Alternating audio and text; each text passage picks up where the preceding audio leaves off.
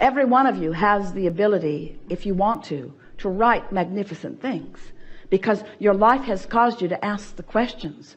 Your life has it all queued up for you, and if you could just get into the receptive mode, let it come for your pleasure at first. But as it begins to come and you're taking pleasure from it, begin to write it down. Others will enjoy it too. This is all very helpful. So on a practical level, with the last book that I wrote, I rested a lot before I did it.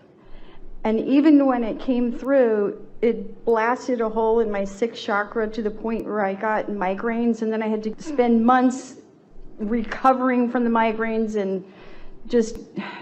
So well, how can I get better at this receiving We're thing? happy to have this conversation because the conversations that have preceded it have put us in the perfect place to explain something really important to you. You are under the misunderstanding that you have to suffer in service in order to come up with something of value. And it just doesn't work out that way. You cannot have a happy ending to an unhappy journey. In other words, this is the quintessential example of just trying too hard. You're paying too big of a price, you see. Esther remembers in the early days that it made her tired to receive us, but it was only because her resistance was in the way. So relaxing is the right idea, resting is the right idea, but we want to help you to get to the expectation of it coming easily, you see. Yeah, well, the easiest time for me to write is when I first wake up in the morning. And why? It's logical because you're less resistant then, yes? Yeah, and I bring my laptop into bed, and it's like really snuggly, and I'm all comfy and happy, and I'm not fully awake, and then I just do it, and then it's fun, and then stop, get on with your day, and then do it again tomorrow, and then stop and get on with your day, and then do it again tomorrow, and then stop and then get on with your day and do it again tomorrow, then stop and then do it again and get on with your day. Yeah.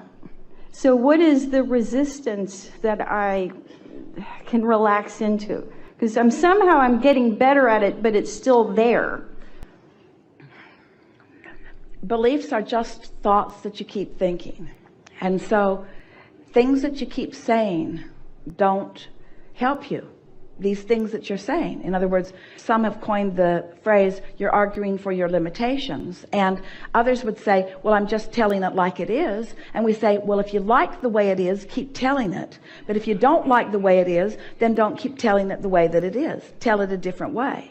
And so when you say, I write best in the morning, that's really good. Say that all day long. I write best in the morning. I like it. We like the word cozy in my bed or snugly in my bed. All of that, that's telling it the way you want it to be. So you just want to give that more airtime and give the struggle part of it less airtime. We could talk for the rest of this seminar about what resistance is present for any of you that's keeping you from anything that you want. But from what you've heard from us, do you think that's the way we want to spend any time at all? Do you think we would like to be the sounding board or the pinpointer or the getting to the bottomer of anything that is holding you in resistance? That's like saying, would you practice with me, Abraham, the thing that's keeping me from what I want? And we say, we certainly will not practice with you the thing that's keeping you from what you want. What we want you to do is to be aware of when you're practicing it, because that's what negative emotion is. When you've got a hole burning in your imaginary chakra in the middle of your head, we think that that's a sign. We think that's a sign of more struggle than you're really wanting to endure. We think that's a sign to do something different, you see. Yeah. Well, when that happened, my guidance said that when the migraines ended, it would just be easy. And then it was.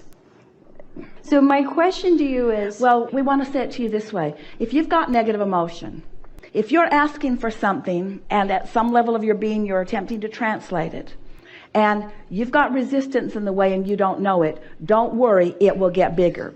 And if you ask for it more, it will come stronger. But if the resistance is still there, it will feel worse. And if you keep asking for it more, it will come stronger, but the resistance will keep it from coming and you will feel more discomfort about it. Can you feel the push-pull in this? In other words, I want this thing that I'm not letting in. Well, I really want this thing that I'm not letting in. I really, really, really want this thing that I'm not letting in. I really, really, really want this thing that I'm not letting in. And we say, at some point, you got to stop doing the that I'm not letting it in part. Yeah. And you're not usually doing that all at once. You're doing it in conversations like this. So many of you, we love you so much, think that others are interested in you. And so you spend a lot of time explaining to them why you feel the way you feel. And it would really be a good idea if you would stop that, because they don't care. And it's causing you to practice vibrations that are preventing you from letting in what you're asking for. When you really, really, really, really, really want something like you do, but you've got habits of thought that don't let it in, then you can push through, you can tough it out, but it's not fun and it doesn't turn out the way it could, you see. So if it's not feeling good, don't do it right now. Don't do it. Do something else. Yeah, that's what I did. And it's good because when I don't write, I knit, and when I don't knit, I make jewelry, and I just go between whatever feels fun. And when something stops feeling fun, then I go to the other thing. Well, we'd like to believe you. So my question... But everything that you said to us before that makes us not believe you. So what did you do to make it easier to channel? How did you get that process easier? That's a really well-timed question, and we would say to you an inspired question that you let in this moment. And the most significant thing, this is something for you to take in no matter what it is that you're wanting. Esther had been encouraged to quiet her mind. When your mind wanders, and it will, just release the thought and focus on your breathing. That was what her intention was. It was never Esther's intention to be doing this. It was her intention to live happily ever after. Her question was, how can we achieve our goals? And the answer was, meditate. In other words, the answer went right to what is the tool that is most likely to put you in the receiving mode. So Esther quieted her mind for about 15 minutes and liked the way it felt. She liked the way it felt. She felt a releasing of tension. She felt a sort of detachment. After 12 or 13 minutes, she could not really tell her foot from her nose. She felt that sort of disassociation. She liked the way it felt. And so, because she liked the way it felt, she did it every day for several months. Not trying to make something happen with it. She just liked the way it felt. It was a releasing of resistance. She didn't even know that. She just liked the way it felt. It was leading her to opening a passageway. She didn't know that. She just liked the way it felt. It was the beginning of all of this receiving of all of this powerful information. She didn't know that. She just liked the way it felt. You see what we're getting at? How do you get rid of doubt before it starts? And so it's about caring about how you feel rather than trying to make something happen first. We've said it in a lot of different ways. We'll tell you all of the ways we've said it. I said, open your valve and let it flow. We said, flow downstream rather than upstream. We said, get into the vortex. We said, don't try so hard. We say, take the path of least resistance. In other words, what is it that keeps you from being willing to allow it to be as easy as it really is? It's this worthiness thing that you've got stuck in your vibrational craw, isn't it? It's this belief, which is a thought that you keep thinking, that I have to pay a price. It can't be that easy. Oh, really? It cannot be that easy. Are you kidding? Don't I need a PhD? don't I need to struggle more? Don't I need to pay a greater price? No. Just quiet your mind. Just quiet your mind and just do it long enough that you allow the vibration of your being to raise until it matches compatibility with the vibration of who you really are, and then all of the insight of all that matters to you will flow abundantly forth to you in every conceivable manifestational way that you choose. You see.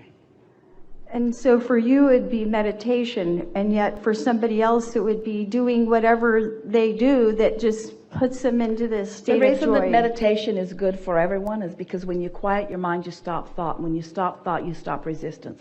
And when you stop resistance, your vibration raises. And when your vibration raises, you're compatible, and then you can receive.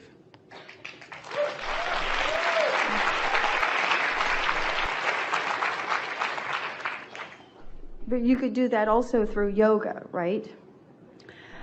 It's really fun talking with you. Okay. Because you said, what did Esther do? Yes. And so we explained to you what Esther did, and now you're arguing for another way a little bit. Yes, you're right. And so there are lots of ways. It's not just one way. But the common denominator in all of the ways is it's something that comes easily. And we can't think of anything easier than just sitting in a chair and not thinking.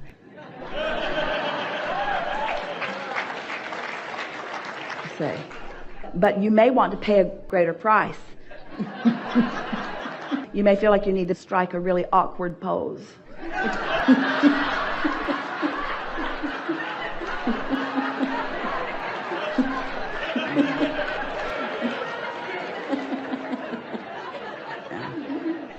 The harder the better. It's sort of what we're talking about here, isn't it? It's what so many believe. The harder it is, the better results. And we say that defies everything that we know to be. Path of least resistance is the way the universe works. Path of least resistance. You see, but what happens is, we love giving this to you so much, because once you get in this mode of path of least resistance, then all things are possible. And things that seemed very difficult and hard aren't, because the vibrational frequency of who you are and the momentum of all you've got going and all of the cooperative components that are assisting you come into place. Esther has in her ranch in Texas, she's got a big iron bull that stands right at the entrance. And it's not because it's Texas, it's because Jerry always told the story. He said to Esther that he used to tease her about this because he would watch her in the things that she had learned to do, the computer she's learned to program, and the understanding that she has of so many things, and not just the receiving and the translating, but all of the talents that she's developed in order to make things go easily. And he said to her, it's like the joke that I used to tell about the old farmer that picked a small calf up and lifted it over the fence, and every day he picked the calf up and lifted it over the fence, and he just did it every day, and after a little while he was picking a great big old bull up and lifting it over the fence, and he didn't even know that he was picking a great big bull up and lifting it over the fence because it had just become so natural to him. So what happens is, the more you ask and the more you allow, the more you begin to perceive yourself as the worthy being, the more you begin to understand that all things are possible, the more insight you have, the more cooperative components come to assist you, then you continue to become broader and more expansive and more capable and more dynamic and more multitasking and more experiencing more things at the same time, because you are allowing yourself to be the receiver on more levels at the same time. You see what we're getting at? But you got to get the struggle out of it first. So when you ask for the dynamics of it before you've got the struggle out of it, then that's that sensation that you were describing. And we just want to softly call that trying too hard. This conversation has been valuable for you. We know it has been. You've been resistant enough that you have drawn forth from us every conceivable thing that can be imagined. And therefore it has been beneficial to everyone, hasn't it? Yes. Yes. Enough? Yes. Yes.